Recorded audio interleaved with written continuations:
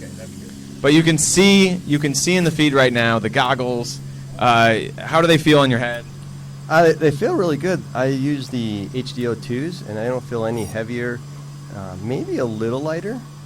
I'm not too sure, but it feels pretty good. I think Ryan mentioned before that there's some different foam coming, and I can see that is a little, could use a little more padding on the foam, but other than that, it fits real nice, and to adjust the diopters here underneath, they click, so you can really get a sense that, oh, it clicked and it moved, and it wasn't real hard to focus the lenses at all.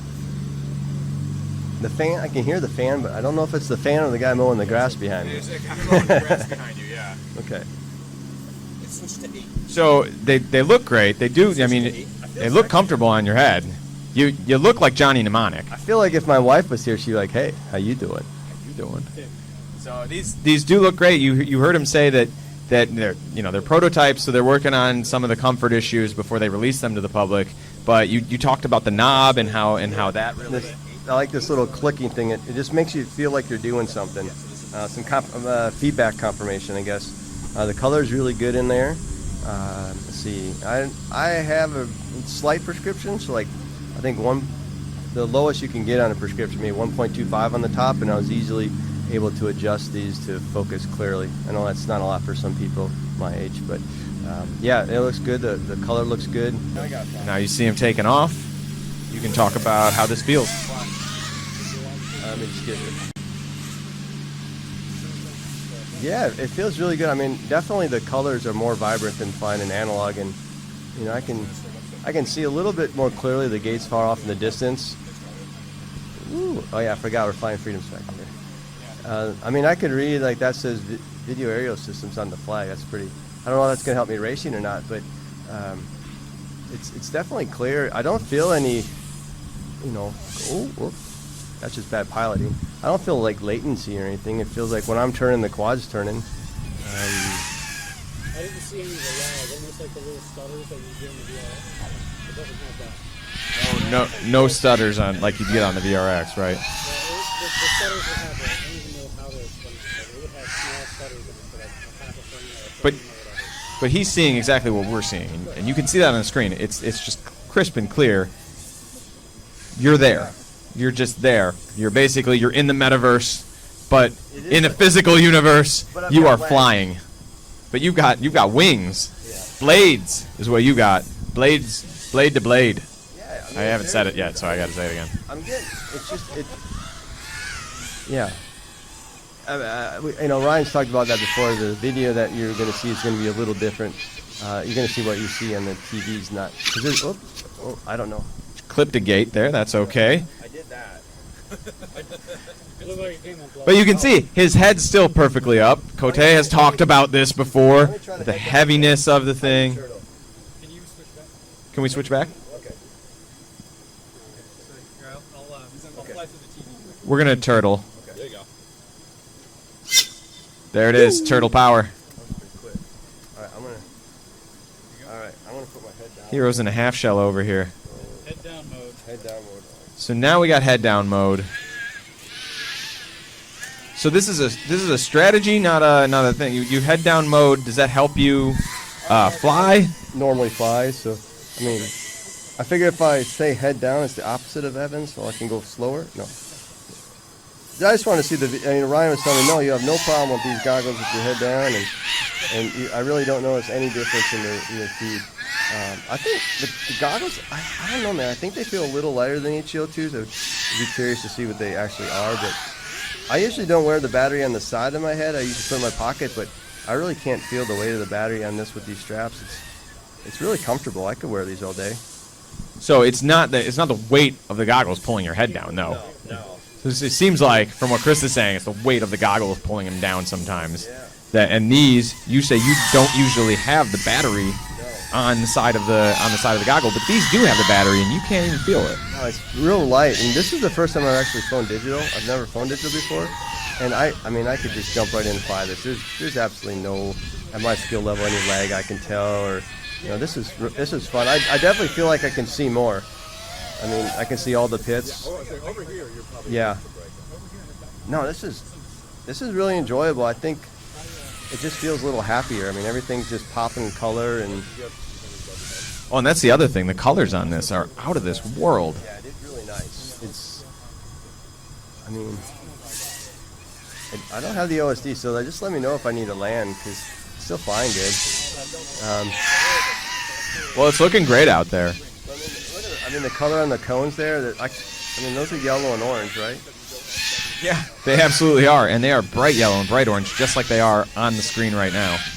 And that's, I mean, white and red, and yeah, everything just pops. I definitely think this is going to be on my Christmas list, or my Festivus list, depending which comes first. Do you guys normally do any like post-production to your drone videos to get colors to pop or anything like that? No, I never touch the video. The only thing I do is I increase the saturation on the camera setting while I'm flying. Then it looks nice and juicy while I'm flying too. Yeah. It looks fun. Definitely a nice upgrade. You know, it's obviously not DJI stuff, but that's not what we're looking for. But I shouldn't go out in that field. Then is that what you're saying? You should bring it back, probably. Yeah, I mean, I definitely think this would be a fun upgrade. You know, if you're sick of analog, and I think this is disarm. Is that disarm? I think it's down. I just pushed all the switches down. And it comes down when you press all the switches down. It does work.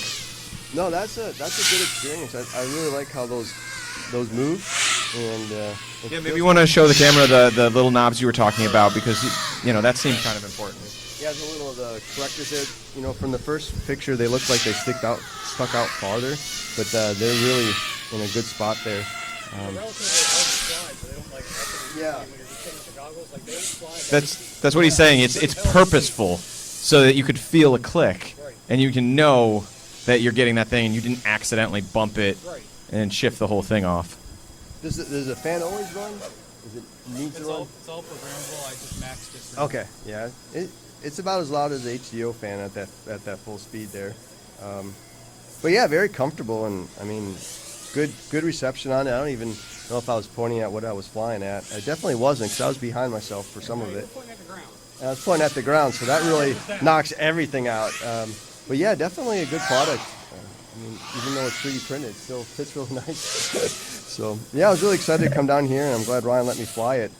And that was definitely worth the trip. So yeah, I appreciate it. I definitely would be buying those. I like the rail system. That works really well to slide those on. It's really easy. Show that rail. Just hold it closer right there. Yeah, I gotta take this off. Yeah. So this is the rail. Let's see if I can get a good shot. It's kind of stuck still. It's form fitting. It does make them more compact that way. Yeah, You know, yeah, really, it's very. instead of sticking far out. I mean, I think if you did that, you could put that in a goggle case, right? That would. Yeah, it's designed so you should never have to take the antennas off, Okay.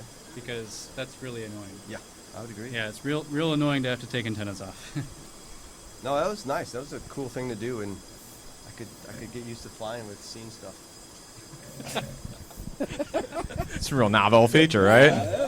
Flying with being able to see. We're into new territory here. Don't listen, FAA. Don't listen. Yeah. That camera, that was 16:9 in the goggles too, then, right? Yeah. So, this is the Nano V2 camera, and then I'm running it in the full sensor mode. That's why it has the vignetting in the corners. Normally I would run it in 4x3 mode, but the 4x3 mode isn't working on the goggle yet. Ah, okay. I think you just want to say vignetting. Vignetting's a fun word too. I mean, it gives it that real old school skate video look, and I love that. I mean, I just appreciated that. So, it was a real nice, and it can do full frame. I mean, for camera nerds like myself, that's cool. Like, I want to get everything in that sensor. Well, no. The two antennas. So one of the things I was watching the speed as the team racing was going on. I've done Mayhem 3 or 4 times, and one of the things, you know, pitting is very important in Mayhem. How fast can the quad come in and the next pilot take off? And I was watching some of the feeds here, and I noticed the HDZero team, they might have been practicing a little bit. Were you practicing? No, but I did the team race at IO. Yeah, so you had a little experience, and their pitting, I was just as fast as analog. You could see, I've got a couple recorded, but it was HDZero to HDZero of a different pilot right after each other, and that's what you need to have for team racing. So that was really impressive to see that that actually would feasibly work in a team race just fine. You know, it just, I don't think it was any different. I think one of your teammates said that it would actually hold on a little bit if you both power at the same time. Would try to lock onto your own quad for a little bit and go a little bit. So that was kind of cool to see that it could do that, but you would still get that time in the VTX like we do with the analog videos, or video transmitters, as well as you would with the HD one. You just got to know when you power that thing on, and as long as that's a consistent time and you can gauge that, it's going to work just fine. So that was really what I wanted to see when I came up here. That, and then obviously the feed was just gorgeous. Watching 6 HD streams was so, my eyes were like, this is easy to watch. I felt like I could actually follow the race a little bit better, because you could understand more clearly where everybody was. It wasn't as blurry with the breakups kind of distracting your eyes. So that was the two things that really stood out to me when I was watching the stream and all that kind of stuff. And I mean, being the first digital team race ever in the history of drone racing is pretty cool. Yeah, no, great points, and that's what I was hoping to see, and I think we're seeing it. There's still some things I'd improve. We get a little bit of breakup, for instance, and where we're sitting in the pits, and then someone comes and lands close by, so maybe we can do something about that. But someone they're flying prigs. We maybe want to put that up on the live stream. Yeah. Oh, that looks sweet. The menu. The menu's kind of cool. It's pretty modern looking. But yeah, none of the settings save when you power cycle it. It's all very fresh and unfinished. But when I was flying it, it's I don't know. HDZero on the VRX that we plug into our goggles has this cycle where it will get more and more and more latency until then it resets. And when it resets, you feel a judder for about a second or two. And flying the HDZero goggle, it feels like the best HDZero has ever felt all the time, consistently. So anybody that flies HDZero now will know what I'm saying when I say that. And it's just nice. It's light on the head too, because you don't have a VRX out on the end. Really like it. And I really like team racing too, where we're flying an actual race, not just like who can complete the most laps in 2 minutes. Like, we're flying like a real race, and that is so cool. You get a good sense of camaraderie. You're talking to your co-pilot and being like, I'm going to pit after this, and we go in and pit, and then we pit switch, and that's usually pretty fast too and consistent. We're having a blast. So that was going to be my follow-up. What's the mood in the pit feel like to you, and do you get a sense of the other riders' moods, or are you guys just too focused on how you're doing? No. It's like you are the same pilot, if that makes sense, because we're watching the same feed together. Oh, right. Yeah.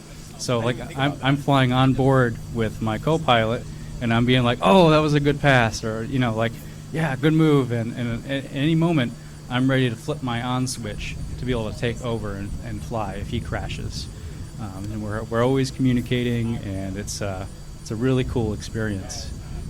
Way better than flying by yourself. I love it.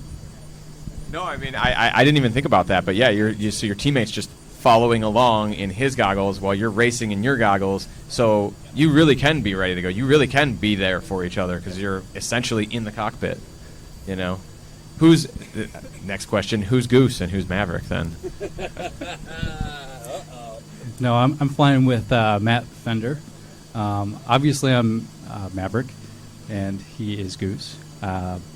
I will probably eject him. Actually, I did. I powered on my video while he was flying like an idiot, and he went down. I think I saw that happen. Yeah.